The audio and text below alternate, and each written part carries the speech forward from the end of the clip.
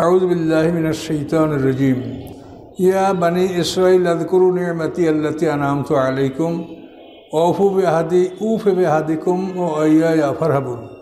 আল্লাহ রাব্বুল আলামিন বলেন, হে ইসরায়েলের সন্তানেরা, স্মরণ করো আমার নেয়ামতগুলি, যেই নেয়ামতগুলি তোমাদেরকে আমি পুরস্কার হিসেবে দান করেছি। তোমরা আমার সাথে কৃত ওয়াদা প্রতিশ্রুতি পূরণ করো, তো আমিও তোমাদের সাথে আমার প্রতিশ্রুতি, আমার ওয়াদা আমি পূরণ করব, এবং তোমরা আমাকেই ভয় করো। তো এখানে আমরা দুইটা শব্দের উপর আমাদের তাফসীর। এখানে একটা হলো বনি ইসরাইল।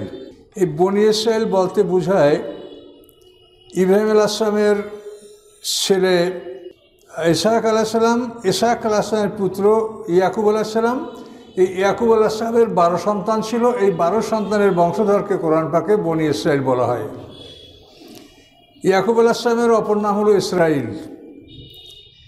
ইয়াকুব এবং আয়েস এরা দুইজন যমজ ভাই। তা আয়েস হচ্ছে বড়, ইয়াকুব ছোট।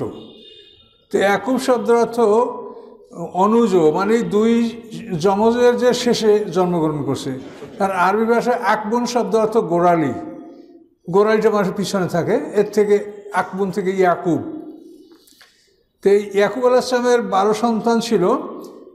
ইসুফ আলাইহিস সালাম এবং বিনিয়ামিন, তারা দুই ভাই এক মায়ের পেটে, রাহিলের পেটে, এবং লাইয়ার পেটে অন্য 10 ভাই। লাই এবং রাহিল এরা দুই বোন, আপন বোন। এদের পিতার নাম হচ্ছে লাবান।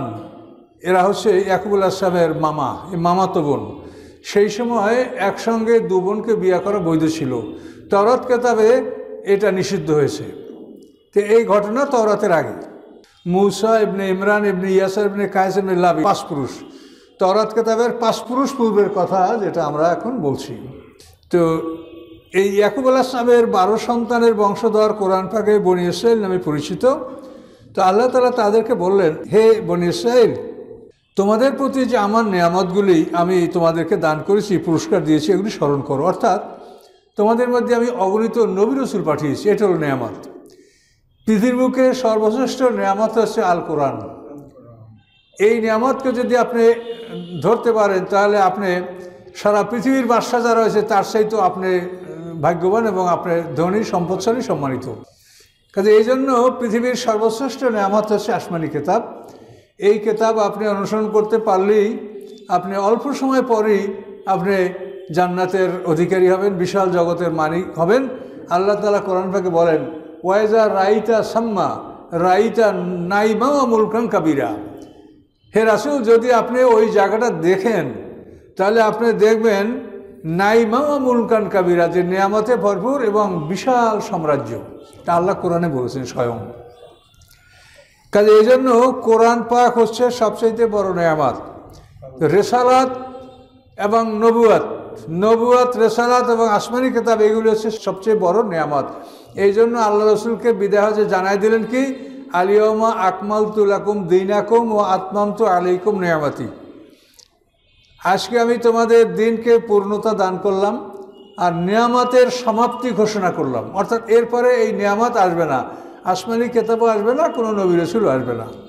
নিয়ামত হচ্ছে আসমানি কেতাব এবং নবী রসুল।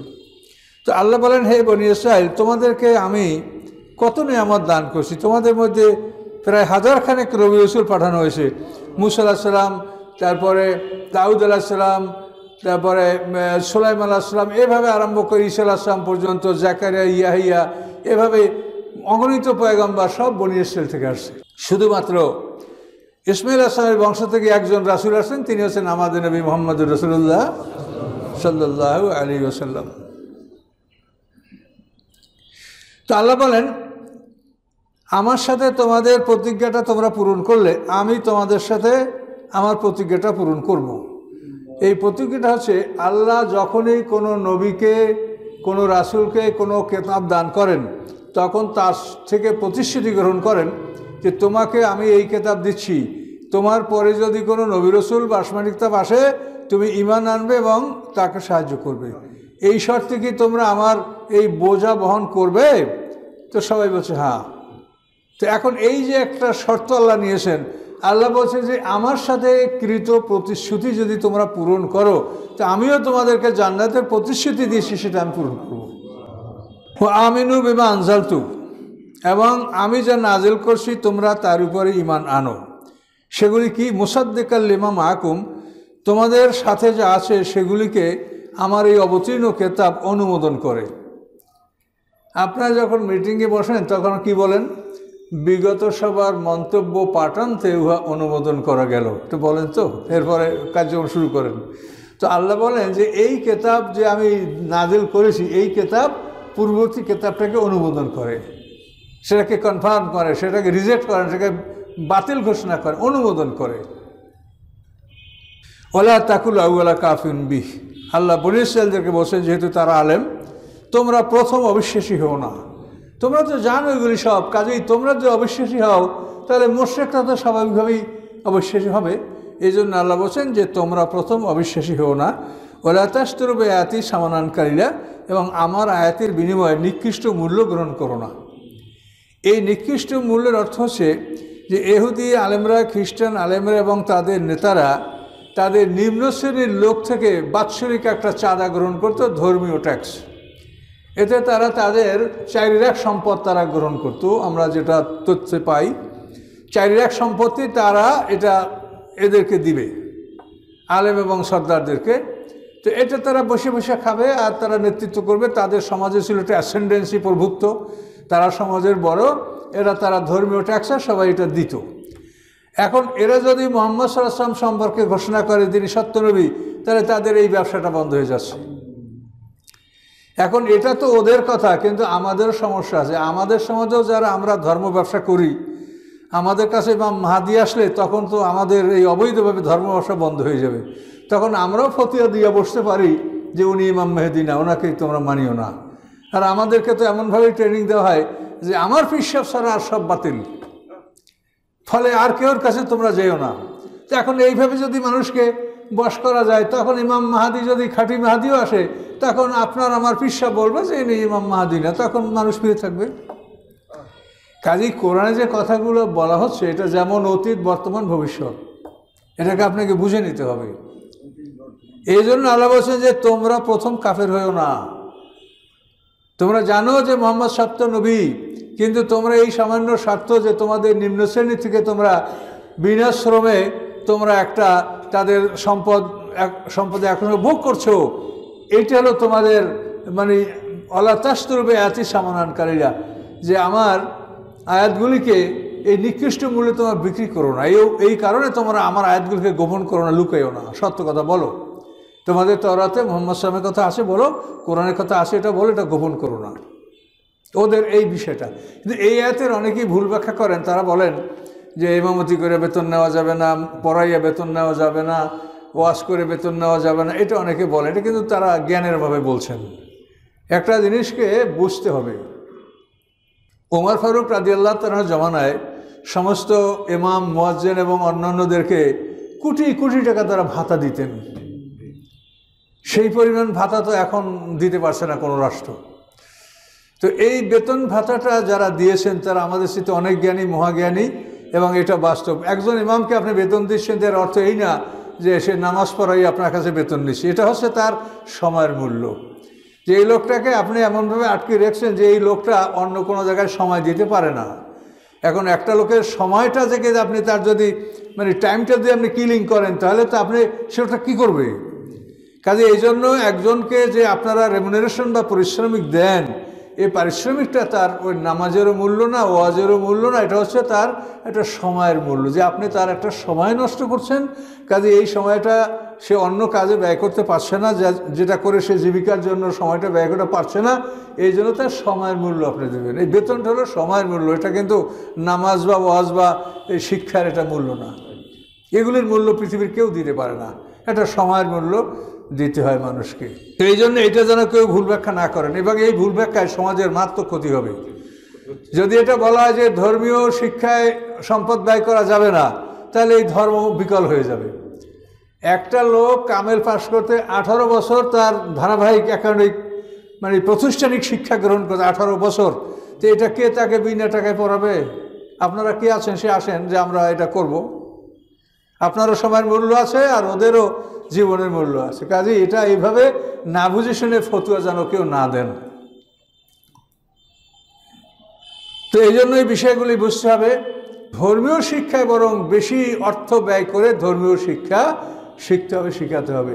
আপনার একটা ছেলে, জেনারেল ছেলেকে 1 ঘন্টা ইংলিশ পড়াতে হলে একজন শিক্ষককে মাসে অন্তত 5,000 টাকা না দিয়ে পারবেন না, কিন্তু একজন হাফেজ সাহেবকে 500 টাকা দিয়ে আপনার ছেলেকে কোরআন শিখাতে আপনার রাজি না। অথচ আল্লাহ বলছেন যে ফাম্মান তাগা ও আসারাল হায়াতের দুনিয়া ফাইনাল জাহিম হিয়াল মাওয়া, যারা বিদ্রোহ করে, দুনিয়ার জীবনকে প্রাধান্য দেয়, তাদের ঠিকানা জাহান্নাম। তাহলে এখন এই যে আয়াত কোরআনের, এগুলি দ্বারা যখন বিচার করা হবে তখন আমরা কিন্তু ঠেকে যাব। তার কারণ আমি এই দুনিয়ার জীবনে মনে করেন 100 বছর বাঁচবো, এই 100 বছর বেঁচে আমি ভালো থাকবো, পড়বো, এই জন্যে আমি 18, 20, 25 বছর পর্যন্ত আমার মানে টোটাল শিক্ষার জন্য আমি ব্যয় করছি। এই 25 বছর শ্রম করার বিনিময়ে আমি 100 বছর জীবন আমি ভালো থাকবো। কিন্তু যেখানে হাজার হাজার কোটি বছর থাকা লাগবে, সেই জীবনের জন্য আপনি কতটুকু সময় ব্যয় করছেন? তো এই প্রশ্ন করলে তখনই তো আপনি দেখবেন যে আপনি দুনিয়ার জীবনকে প্রাধান্য দিয়েছেন। কোরআন কিন্তু সহজেই একটা জিনিস বুঝাই দিচ্ছে মানুষকে, যে বিদ্রোহ করবে যারা এবং দুনিয়ার জীবনকে প্রাধান্য দিবে যারা, তাদের ঠিকানা হবে জাহান্নাম। কাজেই এই ভুল আমরা মনে হয় সমাজের অধিকাংশ লোকে করেছি, কিন্তু এখন বাকি সময়টা কাজে লাগান। পিছনের কথা তো আর বললে হবে না, ওই সময় আপনি ফিরিয়ে পাবেন না, আমরা কেউ পিছনের সময়টা ফিরিয়ে পাবো না, কিন্তু সামনে যে সময়টা আসে এই সময়টা কাজে লাগান, আল্লাহর দিনের জন্য সময়টা ব্যয় করেন, কোরআন শিক্ষার পিছনের সময়টা ব্যয় করেন এবং আল্লাহর কাছে ক্ষমা চান। আল্লাহ ক্ষমাশীল। আল্লাহর এমন নয় যে আমরা আল্লাহর ইবাদত করিনি এই জন্য আল্লাহর কোনো ক্ষতি হয়ে গেছে, কাজে এই জন্য আল্লাহ আমাদেরকে মাফ করবেন, কিন্তু তার কাছে ফিরে আসতে হবে। এই জন্য আপনারা যারা শুনছেন তারা এখন থেকে জীবনের বাকি সময়টা কোরআন বোঝার জন্য আপনি আত্মনিয়োগ করেন, সময়টা ব্যয় করেন, অন্য কিছু না। আপনি কোরআন এবং রাসূলের জীবন এর বেশি আপনি পড়িয়েন না, পারবেন না আপনি। আমি তো মানে যাই হোক, আমাকে যদি আপনারা ডাল বেড়ে মনে করেন তাও করতে পারেন, কিন্তু আমি তো সারা জীবন এই কোরআনের পিছনে খেটে খেটে এই 6666টা আয়াত আমি এখনও ভালো করে বুঝতে পারছি না। তাহলে আপনি কি করে কোরআন সহ আরও অনেক কিছু আপনি শিখবেন? এটা খুবই জটিল ব্যাপার। কাজে এই জন্য আপনাকে সঠিকভাবে যদি আপনি জ্ঞান অর্জন করতে চান তো অনেক কিছু আপনি পড়তে পারবেন না। আপনি কোরআন এবং রাসূলের জীবনী, কোরআন হলো এটা থিওরি এবং রাসূল সাল্লাল্লাহু আলাইহি ওয়াসাল্লামের জীবনে এটা বাস্তব। কাজে দুইটা জিনিসের উপরে আপনি সময়টা ব্যয় করেন। এর বাইরে গেলেই দেখবেন আপনি গোলক ধাঁধায় পড়ে যাবেন, এটা মনে নাই, এটা মিশে নাই, এটা কম, এটা বেশি, এটা এরকম, ওইটা ওইরকম, এগুলি সমস্যা আপনি পড়বেন।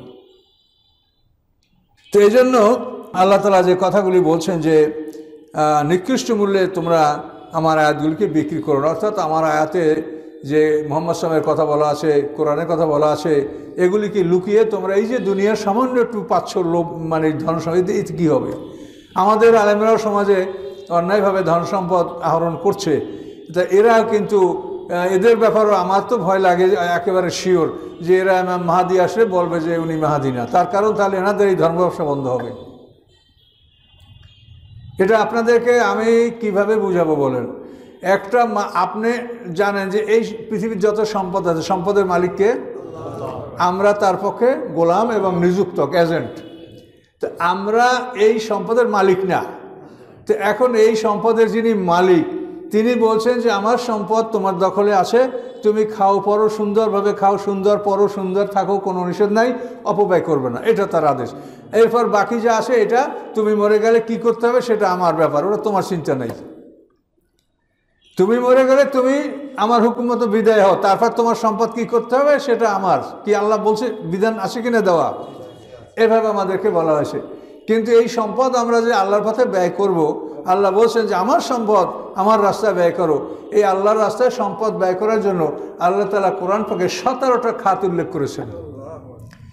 জাকাতের খাত 8টা, এহসানের খাত 9টা। এহসান হলো জাকাত না, কিন্তু আপনি সেবামূলক, তারপরে আতিথেয়তা, হসপিটালিটি, এই ধরনের যেটা আপনি ব্যয় করবেন সেবামূলক ব্যয়, সেবামূলক ব্যয়ের খাত হলো 9টা। আর জাকাত হলো যেটা আপনার সৎকাই ওয়াজিবা, যেটা আপনাকে দিতেই হবে, নির্ধারিত পরিমাণ আছে ওটা দিতেই হবে। তো জাকাতের খাত হলো 8টা আর সেবামূলক খাত হলো 9টা। এই 17টা খাতে আপনি সম্পদ ব্যয় করবেন, এটা হলো মালিকের আদেশ। কিন্তু যে মালিকের সম্পদ আপনার জিম্মায়, সেই মালিকের সম্পদ যদি তার আদেশের বাইরে কোনো খাতে ব্যয় করেন তাহলে আপনাকে কৈফিয়ত তলব করা হবে না? আর ওই খাতের বাইরে থেকে কেউ যদি ডিসগুইস করে ক্যামোফ্লেজ করে ছদ্মবেশ ধরে যদি কেউ ফকির সাজিয়ে ওই দান গ্রহণ করে তো সেও আল্লাহর কাছে জিজ্ঞাসিত হবে যে তুমি তুমি কোটি কোটি টাকার মালিক, তারপর তোমার ভিক্ষার ঝুলি লইয়া খালি ঘুরতে থাকো, নামাজের কাতারে মানুষ বসাইয়া দেন দেন আল্লাহর রাস্তে দেন। এবং আমার কাছে খবর আসে এমনভাবে চায় বাড়ি যাওয়ার টাকাও দিয়ে দেন, বাড়ি আপনাকে আল্লাহ নেবে।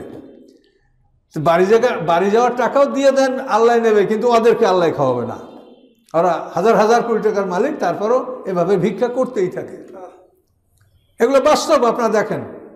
তো এই ধরনের অন্যায়ভাবে যারা সম্পদ আহরণ করে তাদের সংখ্যা হলো অনেক। কোরআন পাকে বলছে ইয়া আইয়ুহাল্লাযীনা আমানু ইন্না কাসীরাম মিনাল আহরাবি। কাসীর মানে কি? অনেক। তো আহবার হলো ইহুদিদের আলেম আর রহমান হলো খ্রিস্টানদের আলেম। তো ওদের কথা বলছে আর আমরা তো তার পরে আসি।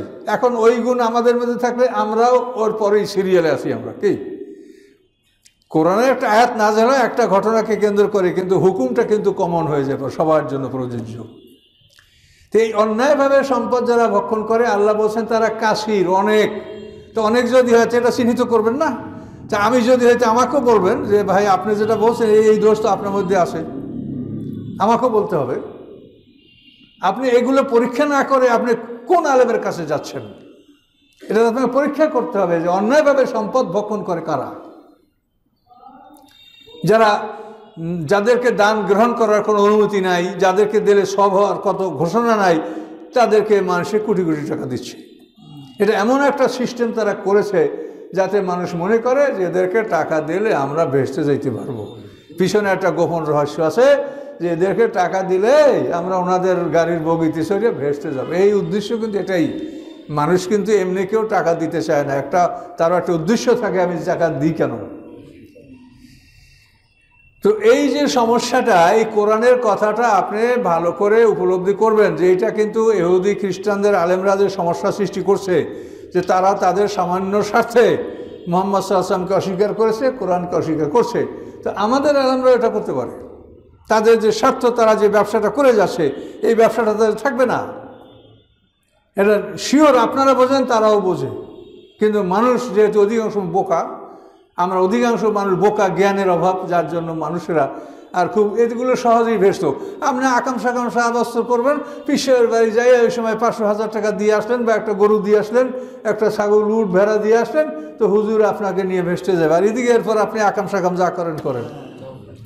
এই যে পেপারে দেখেন নাই 16 কোটি টাকা ব্যাংক ডাকাতি করিয়া তারা কয়েকটা রাখ চাউল পাঠাইছে এক দরবারে। কথা বুঝতে পারছেন? তার শেষে ওই টাকাও ধরা পড়ছে ব্যাংকের আর চাউলও পাওয়া গেছে যে এরাই আবার টাকা মানে ট্রাক ভরে চাউল পাঠাচ্ছে দরবারে। তাহলে এরা মনে করে যে আমরা অন্যায় অপরাধ যা করি এই দরবারে গো যদি খাওয়াইতে পারি তাহলে আমরা খালাস পেয়ে যাব। এরকম একটা মানে বিনা শ্রমে ভেস্তে যাওয়ার জন্য মানুষের এরকম একটা ধারণা সৃষ্টি হয়। যেহেতু তারা সত্য কথা বলে না, প্রকৃত ইসলামের কথা তারা বলে না, কোরআনের কথা তারা বলে না। তো এইরকম সমস্যা যেন সৃষ্টি না হয়। আপনারা মানুষ অল্প থাকেন বেশি থাকেন এটা কোনো অসুবিধা না। আপনারা অল্প সংখ্যক, ভেস্তে তো কম সংখ্যক লোক যাবে, 1000-এ একটা লোক যাবে, 999টা তো যোগে যাবে, বেশি মানুষ আপনার কোথা থেকে আসবেন তাফসিরে। কাজে এই জন্যই তো অবস্থাটা খুব মারাত্মক, এগুলো বুঝতে হবে। এই জন্য আল্লাহ বলছেন যে নিকৃষ্ট মূল্যে আমার আয়াতগুলি বিক্রি করলেন। আমরা যদি এই কাম করি যে আমাদের স্বার্থের জন্য আমরা সঠিক ইসলাম মানুষকে বলবো না, বা ইসলামের পক্ষে যদি ইমাম আসে আল্লাহর পক্ষ থেকে ইমাম মাহদী ঈসা আলাইহিস সালাম, আমরা যদি তাদেরকে স্বীকৃতি না দিই আর মানুষকে না বলি তাহলে তো মানুষ চিনবে না। তো এই জন্য আল্লাহ বলছেন যে তোমরা এই যে দুনিয়ার সামান্য স্বার্থে তোমরা আল্লাহর আয়াতকে লুকাইও না, আল্লাহর সত্যকে গোপন করো না, আমাকে ভয় করো। ওয়ালা তালবিসুল হাক্কা বিল বাতিল, সত্যের সাথে মিথ্যা মিশ্রিত করো না। তোমার তাওরাত কেতাবের সত্য ওইটা ঘষা মাজা করে ইরেজিং টেম্পারিং করে ওভার রাইটিং করো, তো সত্যের সাথে মিথ্যা মিশ্রিত হয়ে গেল। এটা আল্লাহ বলছেন যে তোমরা সত্যের সাথে মিথ্যা মিশ্রিত করো না, আসমানি কিতাবকে সঠিক থাকতে দাও। কিন্তু এই ব্যাপারটা কোরআনে পারবে না। এটা কোরআন ছাড়া অন্যান্য কেতাবে তারা ঘষা মাজা করতে পারবে, কিন্তু কোরআনে পারবে না। কোরআন এটা করতে গেলে ওর সাথে সাথে ধ্বংস হবে, বা যে কোনো একটা অবস্থায় আল্লাহ তাকে মানে তার ঘাড় ভেঙে দেবে, এটা কোরআনে পারবে না। এই জন্য কোরআনে কেউ হাত দেয় না, এটা জানে যে এটা হাত দিলেই বিপদ। এই যে তুরস্কে দিছিল না একবার হাত, হ্যাঁ, কোরআনকে আপনি আল্লাহ রক্ষা করে? আমি দেখি সিরিয়া নর্তকীদের পায়ের তলে ফেলছিল, সাথে সাথে সমস্ত এলাকাটা সহ মানে সমুদ্রের তলদেশে চলে গেছিল। তুরস্কে এই কয়েক বছর আগে ঘটনা ঘটছিল। তুরস্কে যখন জেনারেলদেরকে বিদায় অনুষ্ঠানে পৃথিবীর বিভিন্ন দেশ থেকে বড় বড় জেনারেল দাওয়াত করিয়া এই অনুষ্ঠানে এই কোরআনের অবমাননা করতেছিল, তারা সাথে সাথে ধসে গেছে মাটির মধ্যে। তো এই জন্য এই কোরআনের সাথে কেউ পারবে না, যেহেতু আল্লাহ বলছেন ইন্না নাহানু নাজ্জালনা যিকরা ওয়া ইন্না লাহু লাহাফিজুন, নিশ্চয়ই আমি এই জিকির মানে কোরআন, এই কোরআন আমি অবতীর্ণ করেছি এবং নিশ্চয়ই আমি এই কোরআনের সংরক্ষণকারী, এটা আল্লাহ ঘোষণা করেছেন। এটার সাথে কেউ পারবে না। তাওরাত ইনজিল তারা ঘোষণা মাজা করেছে, এটা পারবে না। জেনে শুনে তোমরা সত্যকে গোপন করো না। ও আকিমুসসালাতা ওয়া আতুজ যাকাতা, তোমরা নামাজ প্রতিষ্ঠা করো, যাকাত আদায় করো। ওয়ারকাউ মার রাকিন, রুকুকারীদের সাথে রুকু করো, অর্থাৎ জামাতে নামাজ পড়ো। সালাত প্রতিষ্ঠা করো, 5 ওয়াক্ত নামাজ জামাতে পড়ো। যাকাত আদায় করো, জাকাতে 13 ফরজ, 5 টাকার থেকে তুমি জাকাত আদায় করো, 8 টাকা থেকে সেই জাকাত ব্যয় করো। 8 আর 5 13, নামাজে এরকম আমার কান 13 ফরজ, জাকাতে অমনি 13 ফরজ। কাজেই নামাজ সালাত কায়েম করো এবং জাকাত আদায় করো, রুকুকারীদের সাথে রুকু করো। এখন এক শ্রেণীর লোক বের হয়েছে, তারা বলে কোরআনে তো নামাজ পড়তে বলা হয় নাই, সালাত মানে প্রার্থনা, সালাত মানে দোয়া, এরকম বলছে একদল লোকে। এটা ইসলামের শত্রুরা বিভিন্নভাবে আপনাদেরকে এখন আক্রমণ করবে, এটাকে আমাদের পূর্বক্ষণ, এটা কিন্তু সময়টা খুব ভালো সময় না। তো এগুলির ব্যাপারে আপনারা সতর্ক থাকেন। আপনি যে জিনিসটা আপনার বোঝা দরকার সেটা হলো এই যে আসমানি কেতাবের সাথে শিক্ষক আল্লাহ পাঠান। কোরআন এমনি কি ছেড়ে দিয়েছে আমাদের কাছে যে তোমরা নাও পড়ে পড়ে তোমরা আমল করো? শিক্ষক সহ পাঠাইছেন মুহাম্মদ রাসূলুল্লাহ সাল্লাল্লাহু আলাইহি ওয়াসাল্লাম। এবং এই শিক্ষকের জীবনটা এতই ভয়ঙ্কর কষ্টকর জীবন, যেতে তিনি কোরআনের শিক্ষক, তাহলে তার অপরাধটা কি? সে তো সাদেক আলামী, সমাজের 1 নম্বর মানুষ, কি ঠিক না? মুহাম্মদ সাল্লাম সমাজের 1 নম্বর মানুষ ছিলেন না? কিন্তু তার অপরাধটা কি? অপরাধ হলো সে কোরআনের শিক্ষক হয়েছে। তাহলে এই যে শিক্ষক সহ আসমানি কিতাব পাঠানো হয়, কাজেই আপনি কোরআনে নামাজ দেখেন না, তা আপনি নামাজ দেখেন না, আপনি তো শিক্ষক ছাড়াই পণ্ডিত হয়ে গেছেন। আপনি শিক্ষকের অনুসন্ধান করেন না যে এই কিতাবটা আসমানি কিতাব, এটার সাথে শিক্ষক আসছিল, সেই শিক্ষকে কি বলেছে আপনি তা খোঁজ করেন না, নিজেই মনে করেন আমি বুঝি। কাজে এরা যারা বোঝেন তারা যায় না আল্লাহর কাছে, তখন দেখবেন যে আপনি কি বোঝেন। তার কারণ কোরআনে স্পষ্ট বলা আছে মাইয়ুতির রাসূলা ফাকাদ আতা আল্লাহ, রাসূলের আনুগত্য যে করলো সেই আল্লাহর আনুগত্য করলো। রাসূলের আনুগত্য কথাটা আগে বলেছে আল্লাহ, মাইয়ুতির রাসূলা ফাকাদ আতা আল্লাহ, সূরা নিসার 80 নম্বর আয়াতে দেখেন। কাজে আপনি রাসূলের খোঁজ নেন না যে এর দ্বারা রাসূল কি করছে, আপনি নিজেই কোরআন বোঝেন, নামাজ নাই কোরআনে, কি এত বোঝা ভালো না, এর পণ্ডিতগিরি একটু কম করেন, ভয়ঙ্কর বিপদ আছে সামনে। আতামুরুন নাসা বিল বিররি ওয়া তানসাউনা আনফুসাকুম ওয়া আনতুম তাতলুনাল কিতাবা আফালা তাআকিলুন। আল্লাহ বলেন তোমরা মানুষকে ভালো কাজের আদেশ করো অথচ ভালো কাজ থেকে নিজেদেরকে ভুলিয়ে রাখো। তোমরা কিতাব পড়ছো, তোমাদের কি জ্ঞান নাই? মানে ইহুদি আলেমরা তাদের অনুসারীদেরকে বলে খবরদার তাওরাতকে খুব ভালো করে মানো, তাওরাত মানো, কোরআন অন্য কিছু দরকার নাই, তোমরা তাওরাতের সাথে থাকো। এটা ভালো আদেশ না? তেমন বলে তোমরা তোমাদের অনুসারীদেরকে ভালো কাজে আদেশ করছো কিন্তু নিজেরা তাওরাত ঘষা মাজা করছো, তাহলে এটা কি করলা তোমরা? তো এই কথাটা বলছেন যে তোমরা তোমাদের সাথীদেরকে বলো ভালো কাজ করো, তাওরাত মানো, অন্য কিছু করো। তাওরাত মানলেই তো হয়ে গেল, তাওরাত মানলেই তো তার মধ্যে পাওয়া যাবে যে এই তাওরাতের সময় এই পর্যন্ত, এরপরে মুহাম্মদ সাল্লাল্লাহু আলাইহি ওয়াসাল্লাম আসছে, তাহলে তো আর কোনো সমস্যা থাকলো না। তাই আল্লাহ বলছে যে তোমরা মানুষকে ভালো কাজ করতে বলো অথচ নিজেদেরকে ভালো কাজ থেকে ফিরে রাখো। তোমাদের কি জ্ঞান নাই? তোমরা কিতাব পড়ছো, তোমাদের জ্ঞান নাই? ওয়াস্তাইনু বিস-সাবরি ওয়াস-সালাহ, ধৈর্য এবং নামাজের মাধ্যমে তোমরা আল্লাহর সাহায্য কামনা করো। তোমরা যদি বিপদে পড়ে থাকো তো ধৈর্য এবং নামাজ এই দুটো জিনিসের মধ্যে, দুটো জিনিসের মাধ্যমে আল্লাহর সাহায্য কামনা করো। ধৈর্য ধারণ করলে, সালাত আদায় করলে, আল্লাহর দিকে রুজু হলে আল্লাহ তাআলা আপনার প্রতি রহমত করবেন। আপনি যে মানুষের কাছে যাবেন প্রার্থনার জন্য, সুপারিশের জন্য, সেই মানুষের চাইতে অনেক শক্তিশালী, মহাশক্তিশালী আপনার কাছে আছে, তাকে বলেন। কি বলছি বুঝতে পারেন? আপনি যে ক্ষমতাধরের কাছে যাবেন সাহায্যের জন্য, তার চাইতে মহা ক্ষমতাধর আপনার কাছে আছে, হুয়া মাকুম আইনামা কুনতুম। এই জন্য উনি বলেছেন তুমি ধৈর্য ধারণ করো, আল্লাহর কাছে সাহায্য চাও, নামাজ কায়েম করো, তোমার বিপদ দূর করার ক্ষমতা আমার আছে। আল্লাহ বলেন সমস্ত মানুষের মস্তিষ্ক আমার মুঠের মধ্যে, আমি যেদিকে ঘুরাবো ওইদিকে ঘুরবে সে। মামেন দাব্বাতেন ইল্লাহু আকিজুম বিনাসিয়াতিহা, কোরআন আয়াত, যে এমন কোনো প্রাণী নেই যার মস্তিষ্ক আমার মুঠের মধ্যে না।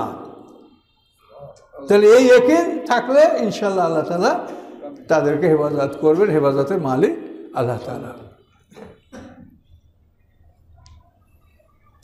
এখন আল্লাহ বলেন ওয়াইন্না আলা কাবিরাতুন ইল্লা আলাল খাশিন, নামাজ এবং ধৈর্য এটা খুব একটা বড় কঠিন কাজ, কিন্তু ওদের উপরে কঠিন না যারা আল্লাহকে ভয় করে।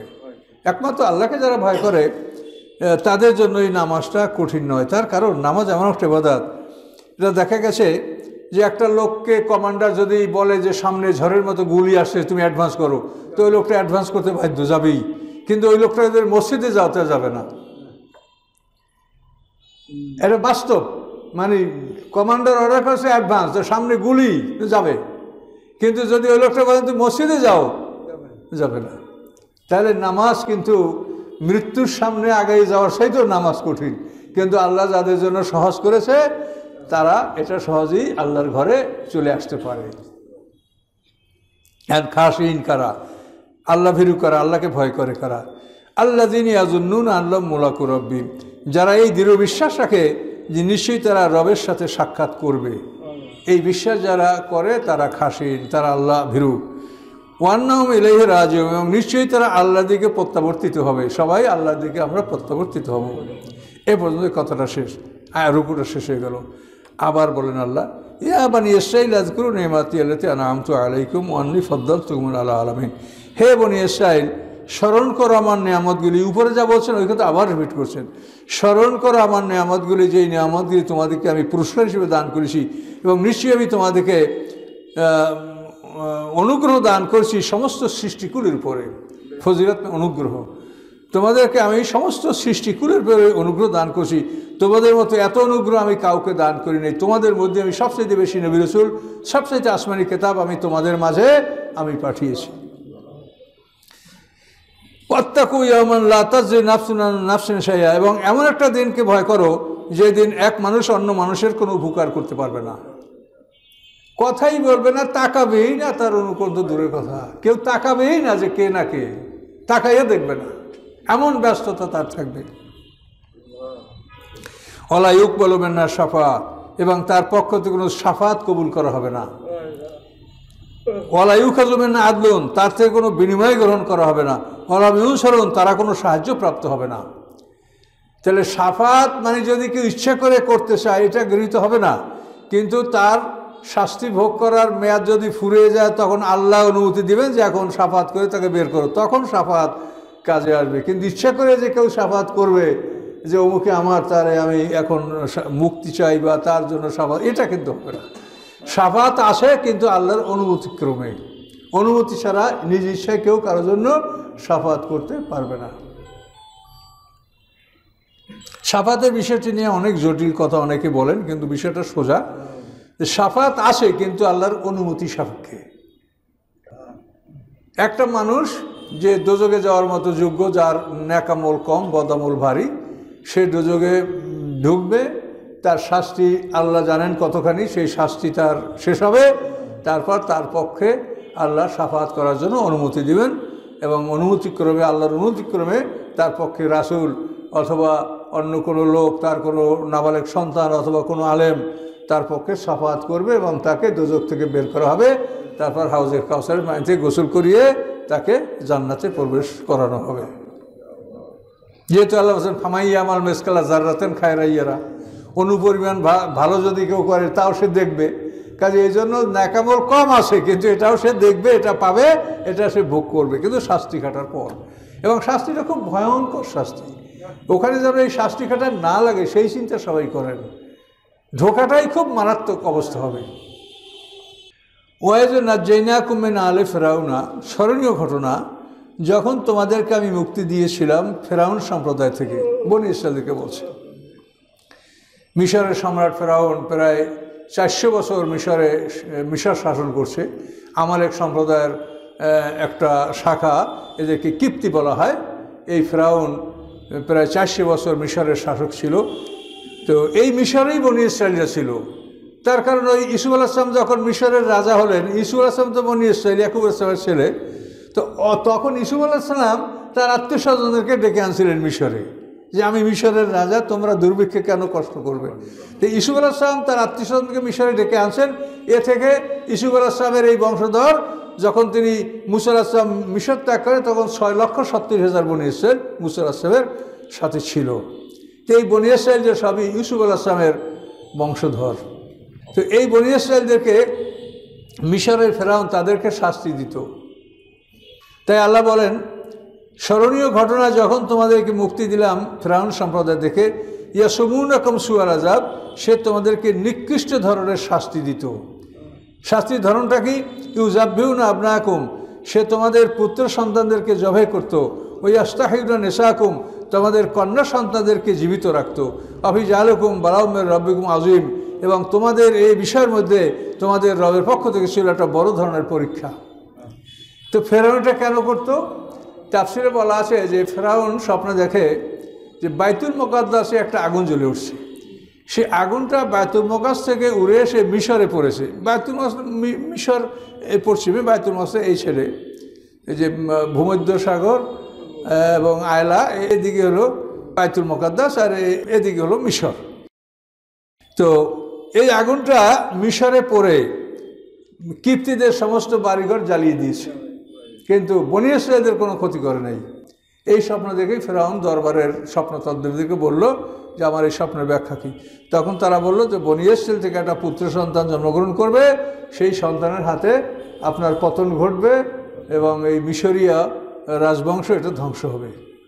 এই জন্য উনি বললেন, তো এটা আমি হইতে দেব না, কি করতে হবে? তাদের সন্তানদেরকে কতল করতে হবে।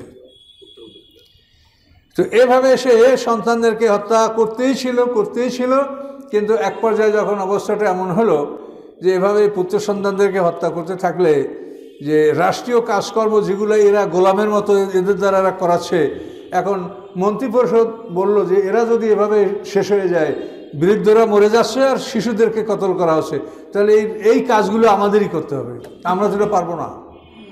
তখন ফেরাউন চিন্তা করলো যে তাহলে এই করো, 1 বছর হত্যা করো আর 1 বছর রেখে দাও, এটা আইন করলো সে। তো এই যে বছর হত্যা করা হবে না, সেই বছরই হারুন আলাইহিস সালাম জন্মগ্রহণ করেছেন, আর যে বছর হত্যা করা হবে সেই বছর মুসা আলাইহিস সালাম জন্মগ্রহণ করেছেন। তার কারণ আল্লাহ বলেন যে আমি মহাবিশ্বের মহামালিক, আমি কি ফেরাউনের ভয়ে আমি কি গোপনে করব?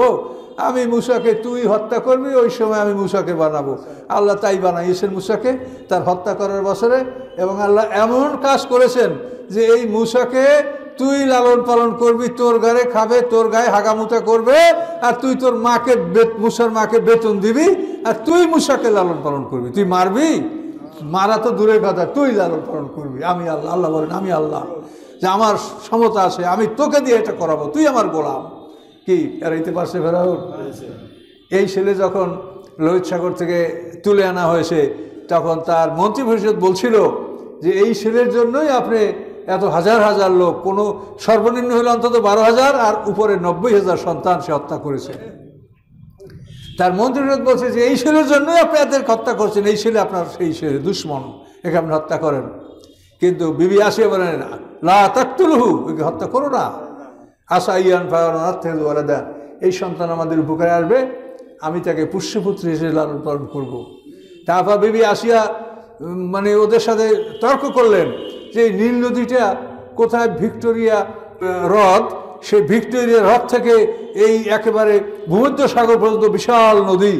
তো এই নদীর পারে কত জাতি বসবাস করে, কাজে কোন জাতির কোন ছেলে, তা তুমি কি করে জানলা যে এটা বনি ইসরায়েল? যদি না হয়, এটা যদি মিশরের বাইরে হয়, যদি সুদানের হয় বা ওদিকে আবিসিনিয়ার হয়, এটা তো বিশাল নদী, তো তোমরা কি করে বলতে পারছো যে এটা বনি ইসরায়েলদের?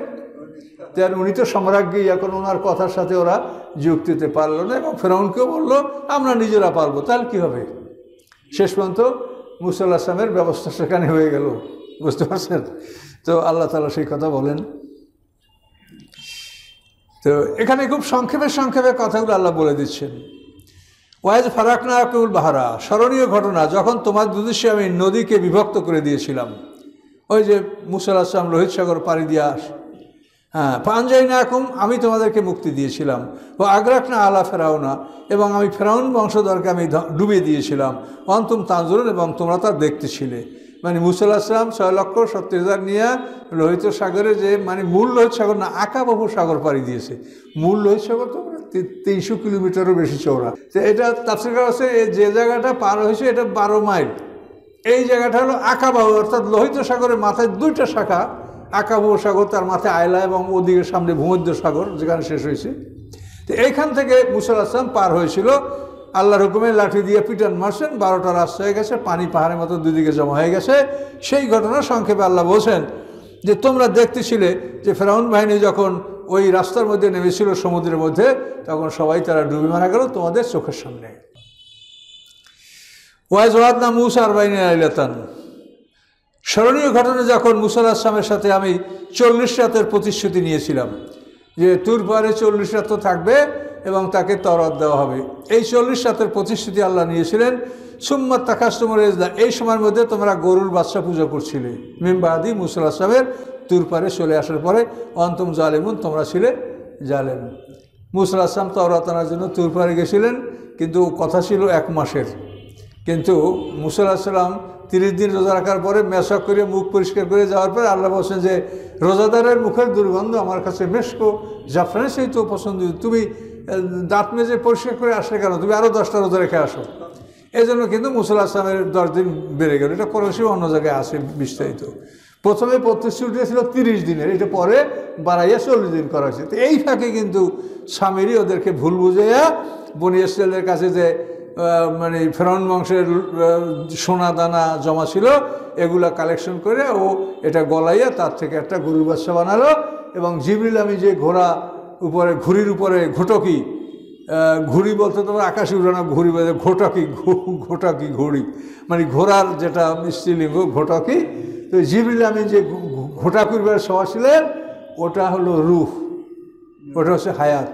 হায়াত এবং মৌয়াত এই দুটারই আকৃতি আছে। হায়াতের আকৃতি হলো ঘোটকি আর মৃত্যুর আকৃতি হলো দুম্বা। মানে আল্লাহ তাআলা যেটাকে বলেছেন খালাকা, ওটার আকৃতি আছে। আর যদি বলে আমারা, আমর, সেটার আকৃতি নেই। আলাল হাউল খলক অল আমর, আল্লাহ বলছেন সৃষ্টিও তার, আদেশও তার।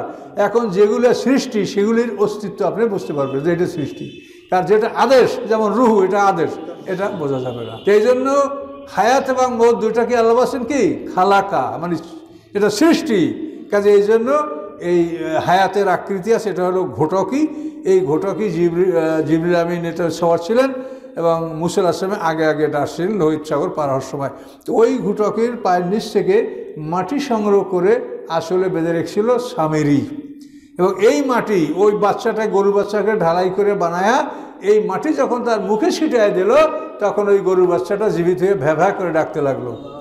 তো এই গরুর বাচ্চাটাকে বানাইয়া স্বর্ণ দ্বারা, স্বর্ণার উপাধিরা খুব সুন্দর করে বানাইয়া যখন এই বাচ্চা ডাকতে লাগলো, তখন ও বনি ইসরাইল থেকে বললো যে দেখো মুসা 30 দিনের মধ্যে আসার কথা আসে নাই, কাজে মুসা হয়তো আল্লাহর সাথে দেখা হয় নাই, আল্লাহ কোথায় যাইতে বসে আর মুসা কোথায় ভুল করে গেছে, আল্লাহর সাথে মুসার দেখা হয় নাই, কিন্তু এই জন্য আল্লাহ খোঁজ করতে বাড়ি আসছে, মুসাকে খোঁজ করার জন্য তোমাদের রব তোমাদের বাড়ি আসছে, কাজে এখনই তাকে একটা সেজদা করো। তখন এই বোকারা মানে 12,000 বনি ইসরাইল ছাড়া 6,70,000 মধ্যে বাকি সবাই এই গরু বাচ্চাকে সেজদা করেছিল। কি ভয়ঙ্কর অবস্থা! আল্লাহ বলেন সুম্মাত তাকাসতুমুল ইজলা মিন বাদি আনতুম জালিমুন, মুসা আলাইহিস সালামের পরে তোমরা এই গরু বাচ্চাকে সেজদা করেছিলে, তোমরা ছিলে জালেম। সুম্মা আফাউনা আনকুম, তারপর আমি তোমাদেরকে ক্ষমা করে দিলাম মিন যালিকা, এরপরে তাদেরকে কতলের অর্ডার হয়েছিল। তওবা মানে কতল, মাথা ঝুঁকাইয়া চুপ করে বসে থাকবা, তোমাদের আত্মীয় কতল করবে। এভাবে 70,000 বনি ইসরাইল কতল করার পরে মুসা আর হারুন আলাইহিস সালাম কাঁদতে শুরু করলেন। তখন আল্লাহ তাআলা বলেন যে ঠিক আছে বন্ধ করো, বাকিদেরকে ক্ষমা করে দেওয়া হলো। সে কথা আল্লাহ বলছেন। তারপরে তোমাদেরকে ক্ষমা করে দেওয়া হলো, তাতে তোমরা শুকর আদায় করতে পারো, কৃতজ্ঞতা জ্ঞাপন করতে পারো। ওয়াইজ আতাইনা মুসাল কিতাব আল ফুরকানা, স্মরণীয় ঘটনা যখন মুসা আলাইহিস সালামকে কেতাব দান করা হলো, মানে তওরাত, আল ফুরকানা, যে কেতাব সত্য মিথ্যা, হালাল হারাম, জায়েজ নাজায়েজ সম্পর্কে একটা পার্থক্য সৃষ্টিকারী কেতাব দান করা হলো। লাআল্লাকুম তাহতাদুন, যাতে করে সম্ভবত তোমরা হেদায়েত গ্রহণ করতে পারো, এই জন্য এই কেতাব দান করা হলো। ওয়াজকালা মূসা লিকওমি ইয়া কওমি ইন্নাকুম যালামতুম আনফুসাকুম বিত্তিখাযিকুম আল-ইজলা। স্মরণীয় ঘটনা যখন মূসা আলাইহিস সালাম তার জাতিকে বললেন, হে আমার জাতি, নিশ্চয়ই তোমরা গরুর বাচ্চাকে ধারণ করে, গরুর বাচ্চাকে রব মনোনয়ন করে নিজের উপরে জুলুম করেছো। অতএব ফাতুবু ইলা বারিকুম, তোমরা তোমাদের সৃষ্টিকর্তার কাছে ফিরে আসো, তওবা করো। ফাকতুলু আনফুসাকুম, এবং তোমরা নিজেদের হত্যা করো। তোমরা খোলা মাঠে বসে ঘাড় ঝুঁকায় বসে থাকো, তোমার আত্মীয়স্বজন তোমাকে হত্যা করবে। জালিকুম খায়রুল লাকুম ইনদা বারিকুম, এটাই তোমাদের জন্য উত্তম হবে তোমাদের রবের নিকট। এভাবেই তারা হত্যার জন্য মাঠে তারা প্রস্তুত ছিল। ফাতাবা আলাইকুম, অথবা তাদের তওবা কবুল করো, অর্থাৎ তাদের 70,000 এভাবে কতল করে দেওয়ার পরে বাকিদের তওবা আল্লাহ কবুল করলেন। ইন্নাহু আত-তাওয়াবুর রহিম। তো যারা কতল হয়েছে তারা জান্নাতি হবে সবাই। এই জন্য কতল হয়েছে যারা, এটাও কোনো দুঃখের ব্যাপার না, তাদেরকে আল্লাহ সবাইকে জান্নাত দেওয়ার ঘোষণা করেছে। ইন্নাহু আত-তাওয়াবুর রহিম, নিশ্চয়ই আল্লাহ তাআলা তওবা গ্রহণকারী এবং দয়ালু। ওয়াজ কুলতুম ইয়া মূসা লা নু'মিনা লাকা হাত্তা নারা জাহারাতান ফাখাযাতকুম সাইকাতু ওয়া আনতুম তানজুরুন। স্মরণীয় ঘটনা যখন তোমরা বলেছিলে, হে মূসা, তোমার উপরে আমরা ঈমান আনবো না যতক্ষণ না স্পষ্টভাবে আল্লাহকে দেখতে পাবো। এইটা বলার পরে ফাখাযাতকুম সাইকাতু ওয়া আনতুম তানজুরুন, তখন তোমাদেরকে একটা বিকট শব্দ পাকড়াও করেছিল, অর্থাৎ বিকট একটা ধ্বনির মাধ্যমে তোমার মৃত্যু ঘটেছিল। ওয়া আনতুম তানজুরুন, এবং তোমাদের চোখের সামনে তোমরা মরে গেলে। অর্থাৎ মূসা আলাইহিস সালাম 70 জন লোক নিয়ে তুর পাহাড়ে গেছিলেন। তো এই যাওয়ার পরে মূসা আলাইহিস সালাম একটা পর্দার আড়ালে আল্লাহর সাথে কথা বলতেন, আর ওরা ছিল আড়ালে। ওরা আড়ালে বসে সব শুনেছে। শোনার পরে যখন ওরা বের হয়ে আসলো, তখন বলে, না হবে না, আমরা আল্লাহকে দেখি নেই, তোমাকে আমরা মানব না, আল্লাহকে দেখা লাগবে। তখন কিন্তু আল্লাহ একটা বিকট শব্দের মাধ্যমে তাদেরকে মৃত্যু দিয়ে দিল, সব মরে গেল। সুম্মা বা'আসনাকুম মিন বা'দি মাউতিকুম, আল্লাহ এরপরে তোমাদের মৃত্যুর পরে তোমাদেরকে আমি পুনরায় জীবিত করলাম, লাআল্লাকুম তাশকুরুন, যাতে তোমরা শুকরিয়া আদায় করতে পারো। তাফসীরে বলা আছে, একজনকে জীবিত করেছে, সে দেখছে যে তার সাথীরা মরা। দ্বিতীয় জনকে জীবিত করেছে, সে দেখে তার সাথীরা মরা। এভাবে একে একে একজন একজন করে জীবিত করেছে, যাতে প্রত্যেকেই বুঝতে পারে যে ও মরা কীভাবে ও জীবিত হচ্ছে। এভাবে আল্লাহ তাআলা তাদের এই 70 জন লোককে একের পর এক এবার জীবিত করে দিলেন। এরপরে আল্লাহ যাল্লালনা আলাইকুমুল গামামা, তোমরা যে তীর প্রান্তরে অবস্থান করছিলে, সেখানে তোমাদের বাড়িঘরও ছিল না, গাছপালা ছায়া ছিল না। আল্লাহ বলেন, আমি মেঘের মাধ্যমে তোমাদের ছায়ার ব্যবস্থা করেছিলাম। দুধের মতো সাদা মেঘ তাদের মাথার উপরে আল্লাহ ছড়িয়ে রাখতেন, দিনের বেলায় তাদের রৌদ্র না লাগে। ওয়ানজালনা আলাইকুম মান্না সালওয়া, এবং তোমাদের উপরে মান্না সালওয়া নাযিল করেছিলাম। মান হলো এক ধরনের পনির। এটা 1 মাইল বাই 1 মাইল একটা এরিয়ায় গাছপালা, ঘাস, পাথর, এর উপরে এই পনিরটা এমনভাবে পড়তো, মানে সবেসা দেখতে সূর্যাস্ত পর্যন্ত এটা ওখানে পতিত হতো। আর সালোয়া হলো এক ধরনের পাখি, যাদেরকে বলা হয় বাটের ভরোই পাখি। এই পাখিগুলি একেবারে ঝাঁকে ঝাঁকে তাদের মাথার উপরে উঠতে থাকতো। ওইখান থেকে তোমার যা লাগে তুমি একদিনের খোরাকি সংগ্রহ করো।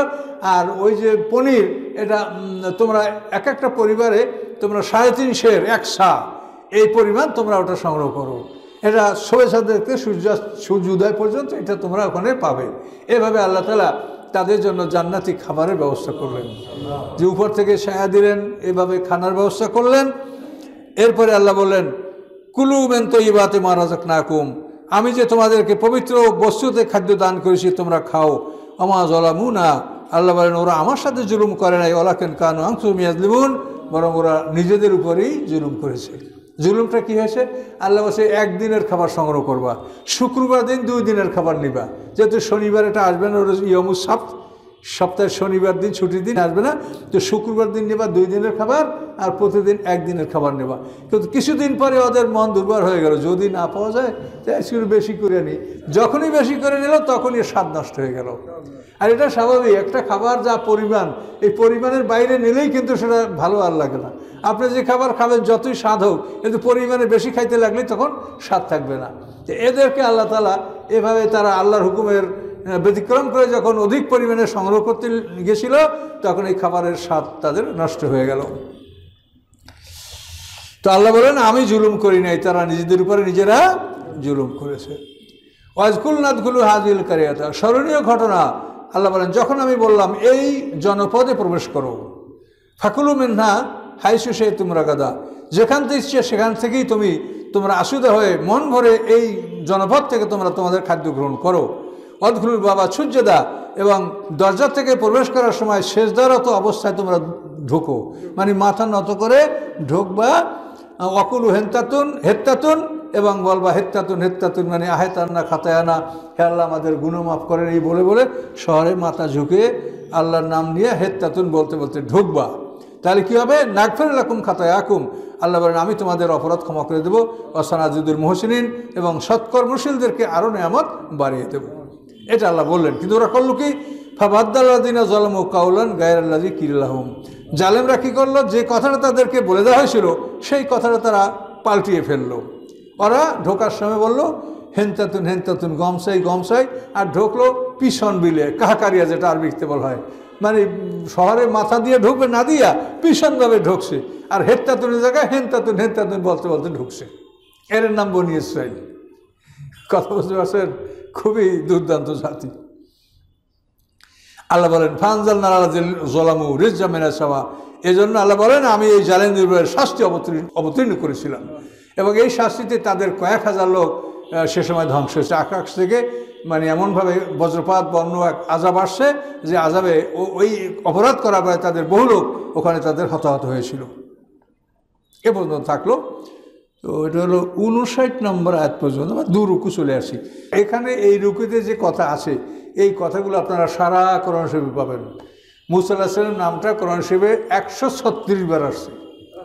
কাজে এখানে এই জন্য আমরা ব্যাপক বলতে গেলাম না, যা আছে আয়াতে এটা সংক্ষিপ্ত বলে পার হয়ে গেলাম। আবার দেখবেন এটা আমরা পাচ্ছি, তখন আমরা ধীরে ধীরে বিষয়টা জানতে পারবো। এই বনি ইসরাইল এটা ছিল সেই সময়ের বড় সমস্যা, আর এখনও পৃথিবী এটা বড় সমস্যা, এবং কিয়ামত পর্যন্ত এরাই বড় সমস্যা। তার কারণ এদের সর্দার হবে দজ্জালের নেতৃত্বে এরা মুসলমানদের বিরুদ্ধে যুদ্ধ করবেন। আমাদের নেতৃত্বে দেবেন ঈসা আলাইহিস সালাম, আর ওদের নেতৃত্বে দেবে দজ্জাল। দুইজনের নামই মাসি। ওদের সর্দার নাম মাসিহের দাজ্জাল, আমাদের ঈসা আলাইহিস সালামের নাম মাসি ঈসা ইবনে মারিয়াম। তো এই মাসি শব্দের অর্থটা একই শব্দের বিপরীত অর্থ। এক মাসি শব্দের অর্থ মিথ্যাবাদী, আর মাসি শব্দের অর্থ সত্যবাদী।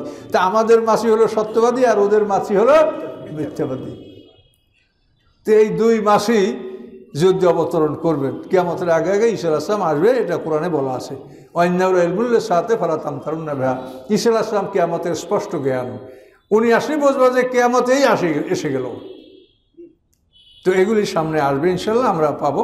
মৃত্যুর দামে যারা বেহেশত নাই কিনে